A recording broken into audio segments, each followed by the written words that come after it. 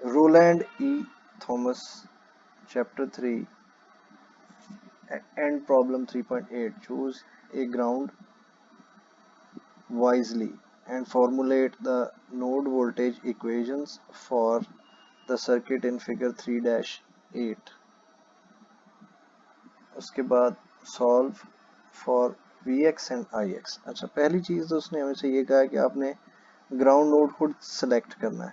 अगर आप ground node सही सिलेक्ट करेंगे वाइजली, यानी अगर उसके अंदर अच्छे तरीके से आप नोड सिलेक्ट करेंगे ग्राउंड नोड, तो आपका क्वेश्चन इजी हो जाएगा. अगर आपने गलत तरीके से ये किया काम तो फिर ये ज़रा मुश्किल है. अच्छा, अब मैं आपको बताऊं ग्राउंड नोड सिलेक्ट करने का जो तरीका कार था वो मैंने आपको बताया था. सबसे पहले आपने देखना है कि नोड हैं कौन कौन से. तो इसमें ये नोड है सारा, उसके बाद ये सेंटर वाला एक नोड है, फिर ये नोड है और ये सारा एक नोड है.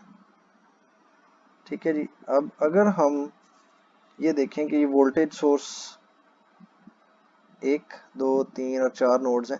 एक नोड हम ग्राउंड कर सकते हैं, कोई सा एक. तो हम ये देखेंगे कि वोल्टेज सोर्स का नेगेटिव इसके साथ लगा हुआ है, अगर उसको ग्राउंड करते हैं तो सबसे ज़्यादा फायदा होगा. हम इसको ग्राउंड कर देते हैं. इसको ग्राउंड करने से ये होगा कि हमें इस एक नोड की पूरी वोल्टेज ज़ीरो हो जाएगी. So this will be V is equals to 0. और बाकी जो सारा का सारा सेटअप है उसके अंदर भी एक नोड की हमें वोल्टेज मिल जाएगी. देखिए, अगर इसकी 0 है तो यहाँ से नेगेटिव से पॉजिटिव की तरफ 15 वोल्ट्स हैं, तो हमें इस पॉइंट की वोल्टेज हो जाएगी ग्राउंड प्लस 15. तो ग्राउंड की 0 है तो ये वाला 15 वोल्ट्स पे होगा. ठीक है जी. हमें इसकी वोल्टेज भी नहीं लिखनी पड़ेगी, यानी कि इसकी इक्वेशन नहीं लिखनी पड़ेगी. बाकी रह गए ये दो नोड, तो इसको मैं रख देता हूँ V1 और इसको V2 रख देता हूँ. अब हमें सिर्फ दो इक्वेशंस लिखनी पड़ेंगी और ये क्वेश्चन सॉल्व हो जाएगा. ठीक है जी. तो V1 के लिए जो इक्वेशन है वो हम लिखते हैं through inspection technique.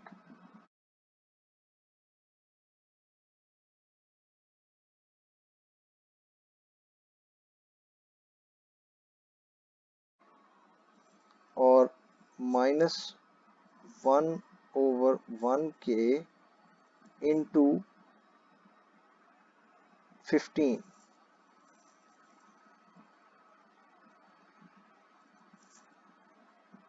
Volts. Right. ठीक है. अच्छा, ये पॉइंट ही असल में समझने की बात है. बाद में साइमल्टेनियस इक्वेशंस तो आप लिख ही लेंगे और सॉल्व कर लेंगे. अब इसमें हम दोबारा से इसको डिस्कस करते हैं कि ये जो टर्म्स हैं ये हमने कैसे लिखी हैं. पहली चीज़ तो ये है कि यहाँ पर जो V1 के अलावा अदर वोल्टेजेस जिनके साथ थ्रू रेजिस्टेंसेस आप कनेक्ट हो रहे हैं, V1 जो कनेक्ट हो रहा है वो है एक 1K के थ्रू आप 15 वोल्ट से कनेक्ट हो रहे हैं. तो ये वाली टर्म माइनस में आएगी. अगर लेट सपोज आप इसको कह देते ये V3 है, ठीक है, ये 15 को आप भुला दें, तो आप क्या लिखते, -1/1k इंटू V3. ठीक है ना. अब V3 की वैल्यू आपको पता है तो इस वजह से आपने उसकी जगह यहाँ पे 15 लिख दिया. ठीक है, एट दिस पॉइंट. और ये वाली जो एग्जांपल है ये पहले ही आपको काफ़ी क्लियर है कि V1 is connected with V2 bye 1k. तो 1k आपने 1/1k माइनस में लिख दिया है और साथ में V2 मल्टीप्लाई कर दिया. और फाइनली जो चीज़ रह गई है वो है कि what is the value of current source if there is any. V1 में से कोई करंट सोर्स कनेक्टेड है या नहीं है. ये करंट सोर्स है and it's leaving, so the value will be -10 milli amperes. ठीक है जी. अगर आप इसको सॉल्व कर देते हैं, इस वाली टर्म को सॉल्व कर देते हैं, तो ये भी बन जाएगा -15 मिली. ठीक है. तो ये जब दूसरी साइड पे जाएगा तो ये प्लस हो जाएगा और हमारी इक्वेशन जो बनेगी that would be 1/2.2k plus 1/1 1k plus 1/1k into v1 minus 1/1k v2 is equal to, अब ये दूसरी साइड पे चला गया तो ये प्लस हो गया और माइनस के साथ मैनिपुलेट करके ये 5 मिली रह गया। फॉर द सेकंड नोड हम जो इक्वेशन लिखेंगे, अब यहाँ पर देखें कि V2 वाला जो नोड है इसके साथ एक 1k की रेजिस्टेंस, एक 1k की और एक 3.3k की रेजिस्टेंस है। सो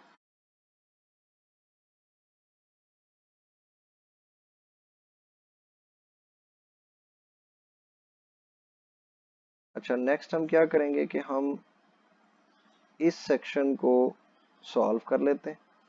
15 डिवाइडेड बाय 3.3k, तो ये वैल्यू आ जाएगी 545 मिली। अच्छा, ये माइनस में वैल्यू है, जब ये दूसरी तरफ जाएगी तो ये एड अप हो जाएगी, तो फाइनली जो इसकी इक्वेशन बनेगी वो बनेगी 1/1k v1 plus 1/1k plus 1/1k plus 1/3.3k v2 is equals to 14.545 मिली। ये दो इक्वेशंस हैं, नोड V1 और V2 की ये दो इक्वेशंस हमने अभी बनाई थी। अब हम इनको सॉल्व करेंगे। इसमें ये देखें, यहाँ पर जो पहली टर्म है दिस वन ओवर हियर, ये 1 डिवाइडेड बाय 2.2k, इसको हम कैलकुलेटर से सॉल्व कर लेते हैं। 1 डिवाइड बाय 2.2 तो ये आ जाएगा 0.454। तो हमने सिंपली क्या करना है कि इनको फ्रैक्शंस को सॉल्व करके पॉइंट्स में जो वैल्यूज हैं उनको ऐड अप कर लेना है, उनके साथ एक मिली आ जाएगा क्योंकि नीचे के है।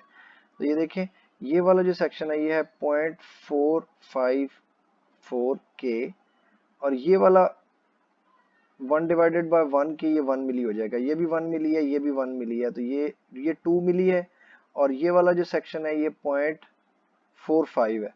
तो दिस विल बिकम, ये पूरा जो है ना, ये पूरी जो टर्म है इसकी वैल्यू बन जाएगी 2.454 मिली v1 माइनस ये वाली जो है ये 1 मिली बन जाएगी, 1 मिली v2 इज इक्वल्स टू 5 मिली। अब यहाँ पे मैंने आपको बताया था कि मिली जो है ये शुरू से चलता आ रहा है, मिली कैंसिल हो जाएगा, तो ये बहुत ही इजी फॉर्मेट बन जाएगा इसका 2.45 v1 minus v2 is equals to 5। इसी तरीके से यहाँ पर -1 मिली v1 प्लस ये वाला 1 मिली है, ये वाला भी 1 मिली है, तो ये मिलके 2 मिली हो जाएगा और 1 डिवाइडेड बाय 3.3 जो है ये दैट इज 0.3। सो ये वाला जो सेक्शन है सारा, ये वाला जो सारा सेक्शन है इसकी वैल्यू आ जाएगी 2.303 milli v2 is equals to 14.545 milli. Again milli cancel out हो जाएगा, this will become -v1 plus 2.303 v2 is equals to 14.545। ठीक है, अब इनको हमने जब सॉल्व करना है तो अगेन हमने कोफिशिएंट मैच करने होते हैं। तो हमारे पास जो फाइनल 2 इक्वेशंस बनी हैं वो सबसे आखिर में जो 2 लिखी हैं ये इस्तेमाल होंगी। अगर हम पहली इक्वेशन में v2 की वैल्यू जो है v2 को हम मल्टीप्लाई कर देंगे सेकंड इक्वेशन के कोफिशिएंट से, दिस थिंग, हमें मल्टीप्लाई पहली इक्वेशन को करना है मगर सेकंड इक्वेशन के सेकंड वेरिएबल के कोफिशिएंट के साथ, तभी उसके v2 वेरिएबल बराबर हो जाएंगे। तो इसको मैं मल्टीप्लाई कर रहा हूँ, I am multiplying this equation with 2.303 से।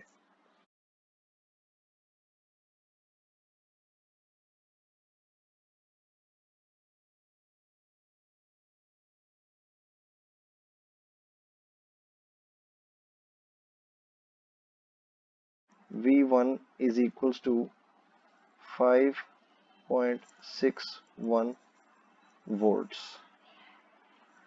Okay, now place this value in any of the equations to find the value of V2. ठीक है, तो